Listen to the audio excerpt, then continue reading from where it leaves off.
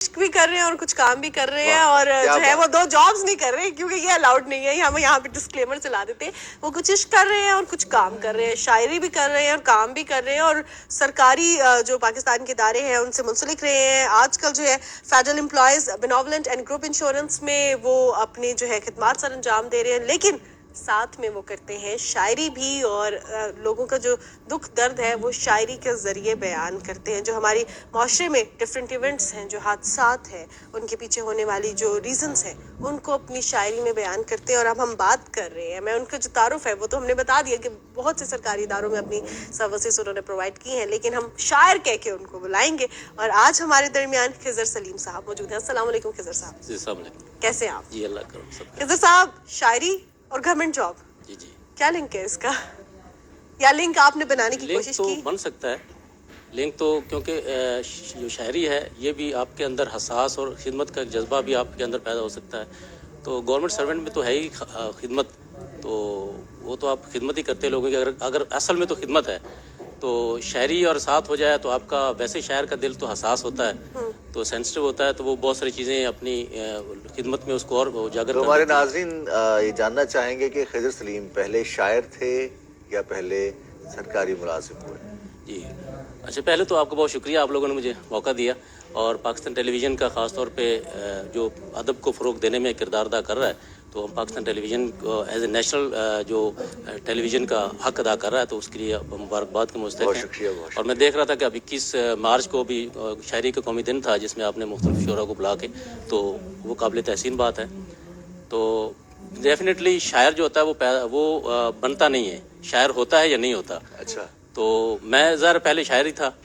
تو یہ جو جراثیم ہوتے ہیں یہ انسان میں ہوتے ہیں, تو چلتے رہتے ہیں وقت کے ساتھ. پھر کچھ گرد زماں میں انسان ایسا ڈوب جاتا ہے کہ وہ پیچھے چلی جاتی ہیں, اور جو روزگار کا سلسلہ ہے وہ آگے آ جاتا ہے. تو یہ کچھ عرصہ دب گیا تھا, سرکاری نوکری میں آ گئے, مختلف وزارتوں میں کام کرتے رہے. پھر ایسا دوستوں نے, آپ جیسے لوگوں نے, سوشل میڈیا نے, اور کچھ استاد ملے, انہوں نے کہا کہ یار اس کو آگے, شعر تو کہتے رہتے تھے, تو انہوں نے کہا جی اس کو آگے لے کے چلیں, تو ذرا اس کو اس میں لے کے فارمل سیٹ اپ میں لے آئیں. تو بس پھر یہ 2-3 سال سے میں اب ہوا, مطلب اس کو آپ کا کنٹینیو کیا ہوا ہے. زبردست اچھا, اس میں ایک یوٹیوب چینل پہ لوگ پسند کرتے ہیں, ایک مشاعرے میں جاتے ہیں. وقت کیسے نکال لیتے ہیں؟ ہاں, وقت والی بات ہے.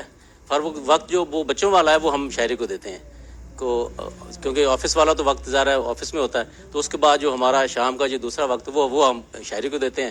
تو اس میں ان کا بھی بڑا رول ہے کہ وہ مجھے موقع دیتے ہیں بچے کہ جی آپ اس میں لیں. تو لیکن میں آپ سے یہ بھی جانوں گی کہ جو وقت ہے یہ کیسے دیتے ہیں؟ کمرہ بند کر کے, اندھیرا کر کے کوئی کچھ لکھتے ہیں, یا جو ہے اکثر اوقات آپ کسی جگہ پہ بیٹھے ہیں, کسی محفل میں بیٹھے ہیں, اور لوگوں کی جو ایک دوسرے سے گفتگو ہے اس کو آپ ایبزارب کر رہے ہیں, سمجھ رہے ہیں, اور پھر کچھ لکھتے ہیں؟ کیسے لکھتے ہیں؟ اچھا, شاعری کا کوئی وقت نہیں ہوتا.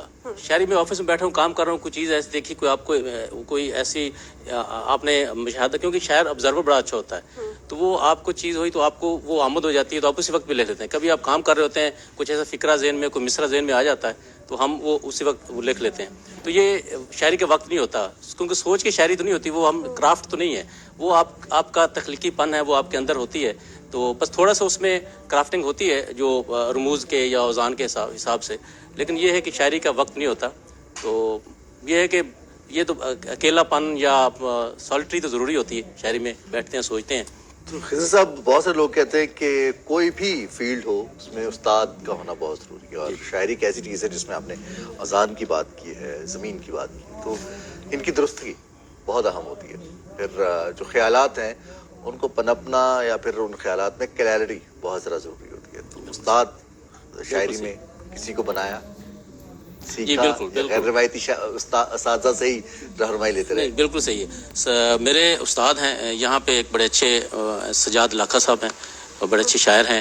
وہ پچھلے دنوں ان کا ایک لاہور میں اسپیشل ان کے لیے as a guest of honour وہ ہوا تھا, تو وہ میرے ان سے میں سیکھتا رہتا ہوں.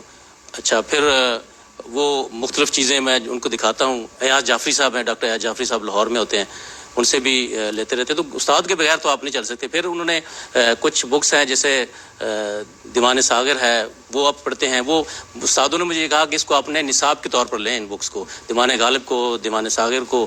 تو وہ چیزیں آپ پڑھیں گے تو آپ کی اپنی روانی بھی آتی ہے, آپ میں وسعت بھی آتی ہے آپ کی شاعری میں, اور گہرائی بھی آتی ہے. تو استاد کے بغیر تو آپ نہیں چل سکتے. بالکل. خضر صاحب کن چیزوں پہ لکھتے ہیں؟ رومانٹک شاعری ہے، ریولوشنری شاعری ہے، درد کو بیان کرتے ہیں، حادثات کو بیان کرتے ہیں، خوشی کو بیان کرتے ہیں، کیا اچھا بیان شروع کرتے میں تو آپ رومانوی اس پہ جاتے ہیں. تو ابھی میرا تھوڑا سا عشق مجازی سے عشق حقیقی کی طرف بھی وہ ہے. تو اچھا پھر جیسے جو چیزیں آپ کا جو جبر، جو تفاوتیں یا جو ڈسکرمنیشنز آپ کی سوسائٹی میں، معاشرے میں ہو رہی ہوتی ہیں، وہ زیادہ اثر کرتی ہیں. ابھی میں جیسے ابھی آپ ذکر کر رہا تھا کہ وہ اے پی ایس کا واقعہ ہوا، تو وہاں پہ ایک بچے کی طرف سے میں ایک وہ شعر کہا. میں آپ کو ایک غزل کا شعر ہے آپ کو پیش کر دیتا ہوں ارشاد. کہ سارے نزاع میں میرا تو ذکر ہی نہ تھا، سارے نزاع میں میرا تو ذکر ہی نہ تھا، اس میں فقط بے موت ہی مارا گیا ہوں میں. تو یہ یعنی اس ان کا تو یہ ہوتا ہے. اچھا نئے پھر ستارے، جی جی نئے ستارے جی سر. اس پہ آپ کا کلام چھپا ہے اور اس کچھ 65 کے شہدا کے حوالے سے آپ نے لکھا ہے. جی جی وہ ایک ریڈیو پاکستان کا تھا. انہوں نے مجھے کہا تھا کہ ہم نے اس پہ کرنا ہے. تو یہ سپتمبر تھا، 6 سپتمبر. تو اس پہ میں نے وہاں ریڈیو پاکستان میں بھی پڑھا تھا وہ. تو اس کے علاوہ آپ کے ریڈیو کے وہ چینل ریڈیو پاکستان ہے، چائنا پاکستان دوستی کا. جی. تو طارق شاہ صاحب نے آپ کے پروڈیوسر، وہ انہوں نے بلایا تھا، وہاں بھی میں نے پڑھا ہے. تو یہ ریڈیو پاکستان میں جاتا رہتا ہوں. کچھ ہمیں بھی سنانا پسند کریں گے؟ جی بالکل، میں آپ کو سناتا ہوں. ایک غزل ہے اپنی. جی. تو میں سناتا ہوں.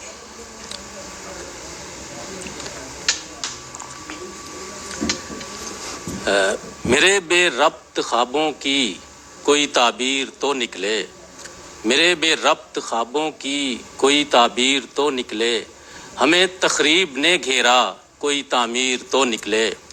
واہ. یہاں سچ کے کرینوں پر پڑی اب کے سیاہی ہے، یہاں سچ کے کرینوں پر پڑی اب کے سیاہی ہے، دکھانے ہم کو راہ حق کوئی شبیر تو نکلے. مقدر تو میرے لوگوں کا سنورے گا تبھی مولا، مقدر تو میرے لوگوں کا سنورے گا تبھی مولا، تمنا تھامے ہاتھوں میں کبھی تقدیر تو نکلے. واہ واہ. واہ. اور شعر ملاحظہ کیجیے گا کہ گو ماضی کا ہے قصہ اب تجارت تو غلاموں کی، گو ماضی کا ہے قصہ اب تجارت تو غلاموں کی، پڑی لوگوں کی گردن میں مگر زنجیر تو نکلے، کیا بات. پڑی لوگوں کی گردن میں مگر زنجیر تو نکلے.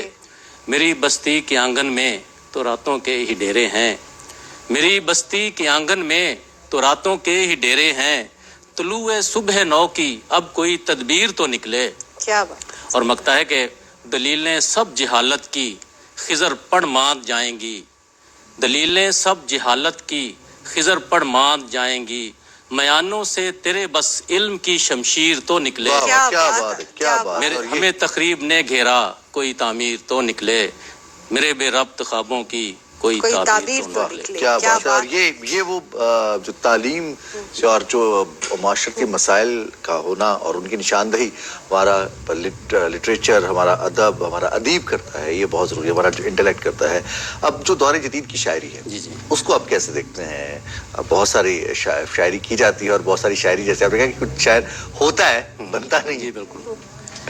اصل میں شاعری کے مختلف انداز رہے ہیں. بیسیکلی غزل، وہ رشید احمد صدیقی صاحب نے کہا ہے کہ غزل جو ہے وہ شاعری کی آبرو ہے.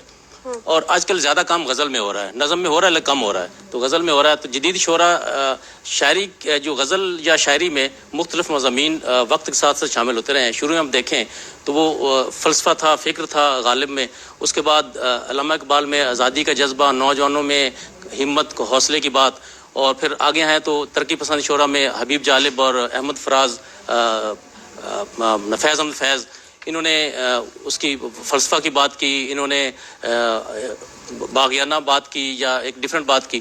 اچھا آج کل کے شعراء ہیں، اس میں سارے عاشقانہ انداز بھی ہے، اس میں رومانیت بھی ہے، اس میں فلسفہ بھی ہے، اس میں جدید جو آپ کا دور ہے اس کے زمانے کا کرب بھی ہے. اور اس کے علاوہ جو نئے سبجیکٹ، اور یعنی شاعری میں بہت سارے سبجیکٹ شامل ہو گئے ہیں. بہت سارے روزمرہ معاملات کو بھی شامل کیا. جی جی جیسے اب جون ایلیا کو دیکھیں، چھوٹی چھوٹی باتوں کو انہوں نے بڑے خوبصورت انداز میں ان کو لوگوں نے ان کی زندگی کے بعد پہچانا.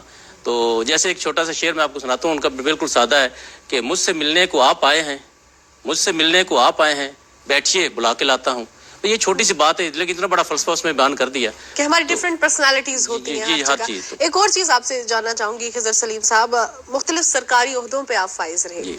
शायर हैं, शायर बहुत सेंसिटिव होता है, जहाँ हमारी जॉब होती है हम बड़े जो है स्ट्रेट फॉरवर्ड होते हैं चीज़ों को लेके, बहुत जो है हम कॉस्ट एंड बेनिफिट एनालिसिस कर रहे होते हैं, लेकिन शायरी SOPs भी जो follow है करना है ना। SOPs भी फॉलो करनी होती है, लेकिन शायरी आपको बहुत सेंसिटिव कर देती है, आप आउट ऑफ द वे जाके भी देखते हैं, लोगों की लिटरल मीनिंग्स पे नहीं जाते। बिल्कुल सही। तो क्या आपकी शायरी ने, ये जो आपका लगाव है शायरी के साथ, या आप जो खुद शायर है, इसने कॉम्प्लीमेंट किया आपकी जॉब में, कुछ डिफरेंस लेके आई आपकी बहुत ज्यादा, पर्सनैलिटी में? बहुत ज्यादा। मैं अभी किसी एक ट्रेनिंग में था, तो वहाँ पे मैंने एक थॉट ऑफ द डे हम एक वहाँ पेश करते थे, तो वहाँ मैंने कहा था गेस्ट ऑफ द गॉड, वहाँ उस पर मैंने बोला था। ये बेसिकली दुरानी साहब थे, IG KP के रिटायर हुए, बड़ा उसका एक कॉन्सेप्ट था गेस्ट ऑफ द गॉड, कि लोगों को उसने ब्यूरोक्रेट्स को कहा था कि आप लोगों को उन लोगों की खिदमत करें जो अल्लाह आपके पास भेजता है, क्योंकि अल्लाह ने आपको चेयर के इस तरफ बिठाया है, तो वो जो लोग आपके पास आ रहे हैं, अल्लाह आपको, जिनका कोई फ़ोन नहीं, कोई रिकमेंडेशन नहीं, कोई, वो अल्लाह के मेहमान हैं, उनकी कदर करें। तो हम कोशिश करते हैं कि थोड़ा सा लोगों को जो रूटीन वाला ब्यूरोक्रेटिक एटीट्यूड है, रेड टेपिज्म है, उससे हट के, तो बड़ा असर हुआ लोगों के साथ। लोग, अब आप ये अपनी सेल्फ अप्रेजल वाली बात होगी, तो मेरे बारे में जहाँ भी लोग रहते हैं कि वो कहते हैं जी कहीं अगर मसला हल नहीं होता, मेरे पास आते हैं तो कोई मसला हल हो जाता है। तो मैं खुद लोगों के पास, जिसमें अब डिपार्टमेंट में हूँ मैं, वहाँ पे लोग ज़रा बेवा लोग बहुत ज़्यादा होते हैं, जो इनकैपेसिटेट होते हैं या इनवैलिड लोग होते हैं, माजूर लोग होते हैं, उनका आना जाना होता है। तो मैं बाज़ वक़्त अपने स्टाफ, खुद उनको लेकर अपने स्टाफ के पास कि यार ये बड़े स्पेशल मेहमान हैं, तो ये इनका करें, तो वो कोशिश करते हैं कि उन लोगों की मसले हल करें। तो ये बड़ा आपका डेफिनेटली आप पे असर करती है शायरी, या जो भी अदब है वो आपको बादब भी बनाता है। अच्छा खिजर सलीम साहब, हम देखते हैं कि दौरे जदीद में बहुत सारे एतराज़ात भी हैं कि ये दौर जो है अब ये तब्दील होता जा रहा है, किताब से दूरी, अदब से दूरी। क्या समझते हैं कि अब सोशल मीडिया की वजह से, मेन स्ट्रीम मीडिया की वजह से, या फिर जदीद शायरी की वजह से नौजवानों का रुझान बढ़ रहा है इस तरह, वापस आ रहे नौजवान अदब की जानिब? जी बिल्कुल। अभी आप देखें कि अभी आप सोशल मीडिया पे देखते हैं तो इतना ज़्यादा नौजवान शोरा आ रहे हैं, नंबर 1। दूसरा ये कि लोगों की तादाद यूनिवर्सिटियों में अब ये गाने और उनकी निस्बत शायरी ज़्यादा सुनी जा रही है, और बच्चों का रुझान बहुत ज़्यादा इसमें इस तरफ आ रहा है, तो ये एक अच्छी बात है। यह बात ठीक है कि किताब से लोगों की ज़रा वो चलेंगे हम सोशल मीडिया की वजह से, लेकिन वो मेरा एक शेर है कि गो है खिजर किताब से दूरी अब, गो है खिजर किताब से दूरी अब, आएगा दौरे किताब भी एक दिन। तो वो किताब का दौर भी आएगा, तो हम क्योंकि असल की तरफ तो वापस हम जाएंगे, तो वो इंशाल्लाह होगा, लेकिन अभी थोड़ा सा वापस लौट के आना। और इसमें आप लोगों का बहुत ज्यादा कंट्रीब्यूशन है, जो कि अपनी जॉब के साथ साथ आर्ट एंड लिटरेचर के साथ एसोसिएटेड है। बहुत शुक्रिया खिजर सलीम साहब, आपके कीमती वक्त का, आपने हमें वक्त दिया और हमें अपनी शायरी भी सुनाई, और हम उम्मीद करते हैं कि इसी तरह आर्ट एंड कल्चर को, लिटरेचर को, शायरी को फरोग दिया जाएगा। जिस तरह हमारे छोटे छोटे इवेंट्स हो रहे हैं, हम महफिलों का इनेकाद करते हैं ताकि अपनी अपनी शायरी सुनाई जाए। लेकिन रिजवान शायरी के साथ साथ कुछ भी तख्लीक, एक और चीज रिजवान आपने देखी होगी, वहाँ पर भी तख्लीक का बहुत सारे लोग अपने फन पारे पेश करते हैं। बिल्कुल। और रिजवान, अभी मैं कुछ रेस्टोरेंट्स में जा रही थी तो मैंने 5-6 दफा ये देखा कि वहाँ पे सिटिंग हो रही है 8-10 लोगों की, और कुछ ना कुछ वो अपनी तख्लीक सुना रहे हैं। तो ये बड़ा जबरदस्त मुझे लगा कि किसी ना किसी तरीके से हम अपने कल्चर के साथ, अपने आर्ट के साथ, लिटरेचर के साथ एसोसिएट हर चीज का एक बूम आता है। हम देखते हैं सोशल मीडिया का बहुत ज्यादा एक लोगों ने सोशल मीडिया पर एक